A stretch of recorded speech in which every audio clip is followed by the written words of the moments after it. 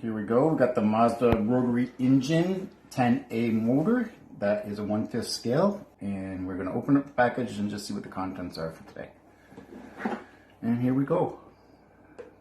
This was packaged in 2010 and still original box.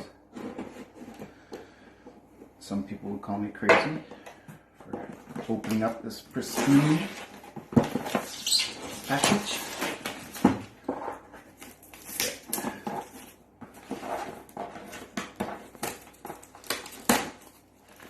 Building the model is easier than getting into it.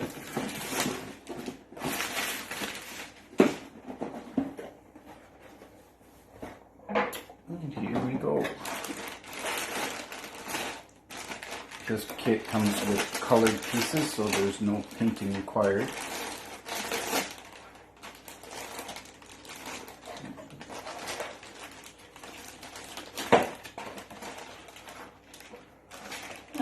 Roughly would be about 100 pieces. Little motors so that the rotors are going to go around and round. And there you have it.